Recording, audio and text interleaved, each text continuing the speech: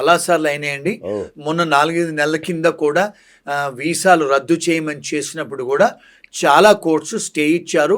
అవి రద్దు అంటే వారిచ్చిన ఎగ్జిక్యూటివ్ ఆర్డర్ అప్పుడు వచ్చారు కదా! అన్ని వీసాలు స్టూడెంట్ వీసాలు ఎవరైతే తాగి పట్టుబడతారో, క్రైమ్స్ ఉన్నాయో, వాళ్ళ సెవిస్ టర్మినేట్ అయిన వాళ్ళని ఈ వీసాలు క్యాన్సిల్ చేయమని గత 4, 5 నెలల కింద మనం ఇండియన్ స్టూడెంట్స్ చాలా అంటే హ్యూ అండ్ క్రై టాంట్రమ్ ఇంకా చాలామంది వచ్చేసారు కూడా వీసాలు రద్దు అవుతాయి. చాలామంది స్టూడెంట్స్ కూడా చాలా అంటే స్ట్రెస్ అయ్యారు. చాలామంది లాయర్స్ దగ్గరికి వెళ్ళారు.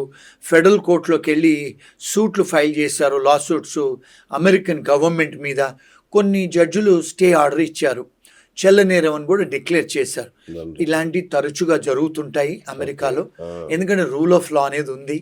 ఎందుకంటే అవి చెల్లనేరవు కూడా. అంటే ఇది నా analysis. Sir as on today sir నాకు ఇంకొకటి క్లారిటీ ఇవ్వండి. ఇప్పుడు ప్రస్తుతం ఆల్రెడీ H1B వీసా మీద ఉన్నవాళ్ళు రెన్యువల్ కానీ ఎక్స్టెన్షన్ కానీ ఏమైనా ప్రాబ్లం ఉంటుందా? వాళ్ళకి ఏ ఇబ్బందులు లేవండి.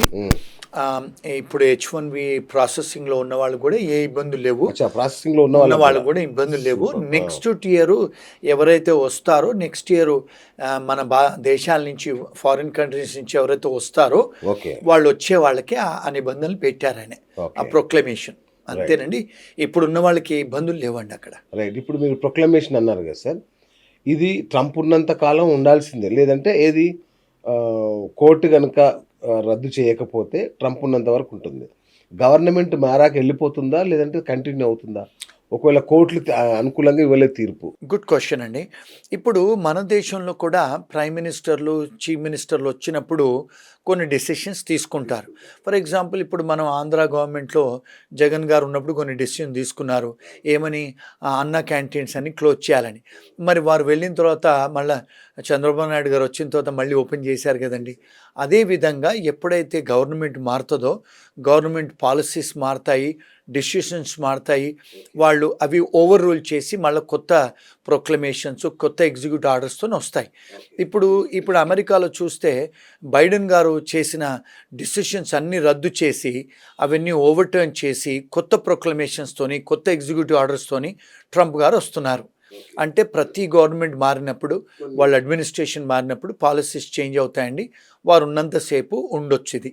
Okay, right sir. National interest exemption అని ఇంకొకటి చెప్పారు.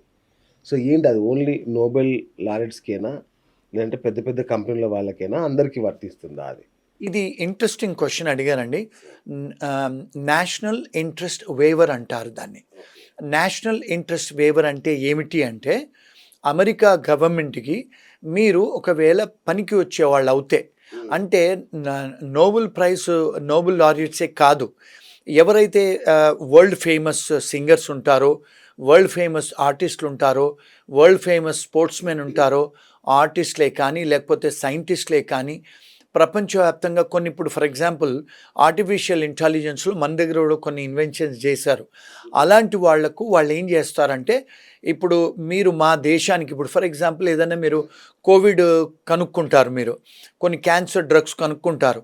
ఇలాంటి సైంటిస్ట్ ఎవరైతే ఉంటారో, ఇప్పుడు నాసా సైంటిస్టులు వాళ్ళు ఉంటారు కదా, వాళ్ళు ఎవరైతే దేశానికి ఉపయోగపడతారో వాళ్ళు ఏం చేస్తారంటే నేషనల్ ఇంట్రెస్ట్ వేవర్ అనేది ఇస్తారు. వేవర్ అంటే ఏంటి? మేము వాళ్లకు వేవ్ చేస్తాము, అన్ని కండిషన్స్ చేసి మీకు మేము పచ్చ కాగితాలు, గ్రీన్ కార్డ్స్ ఇస్తాము, మా దేశాలకు రండి అని ఒక ప్రొవిజన్ ఉంది. యుఎస్లో కానీ, ఇంగ్లాండ్లో కానీ, ఆస్ట్రేలియాలో కానీ, కెనడాలో కూడా. అంటే ఇప్పుడు ఫర్ ఎగ్జాంపుల్ మన దేశంలో కొంతమంది సినిమా యాక్టర్లు ఉన్నారు. షారూఖ్ ఖాన్ లాంటి వాళ్ళు, అమితాబ్ బచ్చన్ లాంటి వాళ్ళు కూడా గ్రీన్ కార్డులు ఇచ్చారు అమెరికా వాళ్ళు. కొంతమంది స్పోర్ట్స్మెన్స్ ఉంటారు, కొంతమంది చెస్ ప్లేయర్స్ ఉంటారు.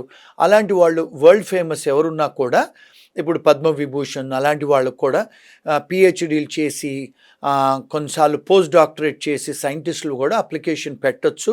మా ఫర్మ్ నుంచి మేము అలాంటి వాళ్ళకు చాలామందికి ప్రాసెస్ చేశాము, ఇప్పించిన సంఘటనలు కూడా ఉన్నాయి. అది న్యాచురల్ కండిషన్స్లో, ఇది కాలమిటీ, నేషనల్ కాలమిటీ కదా ట్రంప్ అనే ఆయన. ఇప్పుడు నేషనల్ ఇంట్రెస్ట్ వేవర్ కింద వారు ఏమన్నారంటే, doctors, scientist case to case మేము డిసైడ్ చేస్తామని చెప్పారు. అది రెగ్యులేషన్స్ ఏం మార్చలేదు. సో డెఫినెట్గా ఎవరన్నా ఇంటర్నేషనల్ ఎక్లెయిమ్, నేషనల్ ఎక్లెయిమ్ అంటే ఇప్పుడు వరల్డ్ ఫేమస్ వాళ్ళు, నేషనల్ లెవెల్లో ఫేమస్ వాళ్ళు అప్లికేషన్స్ పెట్టుకుంటే అమెరికా వాళ్ళు గ్రీన్ కార్డ్స్ ఇస్తారు. అమెరికా కాదు, ఈవెన్ ఇంగ్లాండ్, కెనడా, ఆస్ట్రేలియా వాళ్ళు కూడా నేషనల్ ఇంట్రెస్ట్ వేవర్ అనేది ఉంది. ఏ కంట్రీకైనా పెట్టుకోవచ్చు, వస్తాయి కూడా. అయితే ఇదంతా చూస్తుంటే సార్, ఇది అమెరికాలో అమెరికన్స్కి ఉద్యోగాల పరిరక్షణ అనే పేరుతో వాళ్ళు ఇదంతా చేస్తున్నా, దీని వెనక ఇమ్మిగ్రెంట్స్ని భయపెట్టాలి, ఇమ్మిగ్రెంట్స్ని రాకుండా చెయ్యాలి అనే ఒక రాజకీయ వ్యూహమే ఉందనేది అందరూ అనుకుంటున్నమాట. ఏమై ఉంటుంది సార్ ఇది? ఇప్పుడు మేక్ అమెరికా గ్రేట్, లేకపోతే ఇప్పుడు మన దేశంలో కూడా మోడీ అమెరికా గారు ఫస్ట్, అమెరికా ఫస్ట్, ఇప్పుడు మన ఇండియాలో కూడా make in India, India great అని నినాదాలతో వస్తారు కదండి.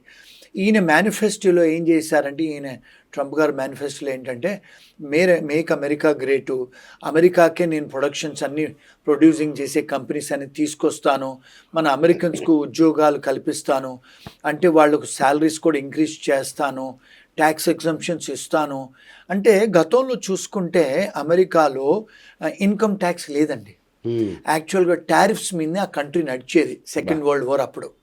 సో తర్వాత ఇన్కమ్ ట్యాక్స్ అనేది తీసుకొచ్చారు అమెరికాలో. సో ఆయన ఏం చేశారంటే, ఆయన అడ్వైజర్స్ గతంలో మరి కంట్రీ టారిఫ్స్తోనే నడిచింది కదా, మరి ఇన్కమ్ ట్యాక్స్ ఎందుకు వెయ్యాలి మన ప్రజల మీద అనే నినాదంతోనే వచ్చారు.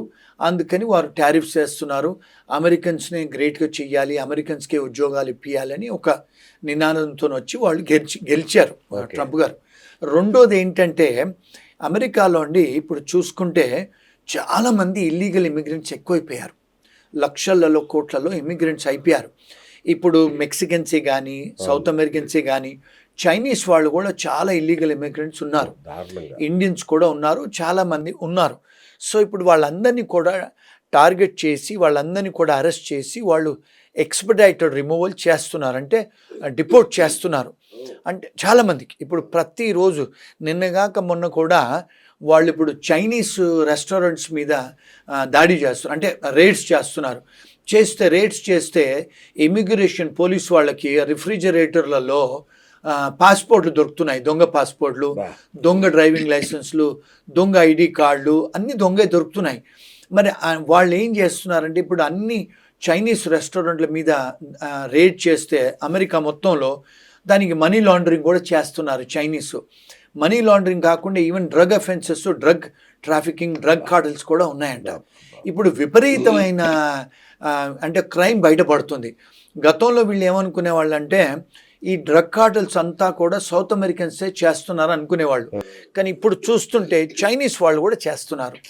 మరి ఇప్పుడు లీగల్ ఎన్ఫోర్స్మెంట్ ఎక్కువ అవుతుంది, వాళ్ళందరినీ పట్టుకుంటున్నారు ఇప్పుడు. అంటే ఒక్క ఇండియన్స్ టార్గెట్ ఏం లేదండి అక్కడ, ఎందుకంటే ఇండియన్స్ కూడా కొంతమంది ఉన్నారు మన వాళ్ళు, అంటే గుజరాతీసు, పంజాబీసు, కొంతమంది తెలుగు వాళ్ళు, సౌత్ ఇండియన్స్ కూడా ఇల్లీగల్గా రోడ్ అంటే క్రాస్ ఉన్నారు. సో అంటే స్టూడెంట్సే కానీ H1B వాళ్ళని ఎందుకు తను తీసుకున్న డిసిషన్స్ ఎఫెక్ట్ అవుతున్నాయంటే 70+% మన ఇంటర్నేషనల్ స్టూడెంట్స్ ఇండియన్సే, అంటే డబ్బు ఖర్చు పెట్టుకొని చదువుకోవడానికి పోయిన వాళ్ళు, తర్వాత కాస్త చైనీస్, వేరే కంట్రీస్ వాళ్ళు. మరి H1B ప్రోగ్రామర్స్ కూడా మన వాళ్ళే, ఎందుకంటే హైటెక్ ఐటీ ప్రొఫెషనల్స్ అంతా మన వాళ్ళే. 70-75% మన వాళ్ళు. మరి మాస్టర్స్ ఇన్ కంప్యూటర్ సైన్స్ చేస్తే మరి ఉద్యోగాలు మన వాళ్ళే కదా తీసుకునేది. రెండోది ఏంటంటే, మనం అర్థం చేసుకోవాల్సింది, మోర్ దెన్ 70% ఐటీ కంపెనీస్ మన ఇండియన్స్ రన్ చేస్తారండి. ఐటీ ప్రొఫెషనల్స్ కూడా మోర్ దెన్ 70% మన వాళ్ళే ఉన్నారు. సో టెక్నాలజీ వర్కర్స్కి ఏదన్నా డెసిషన్ తీసుకుంటే మెజారిటీ ఎఫెక్ట్ అయ్యేది మన ఇండియన్స్కే.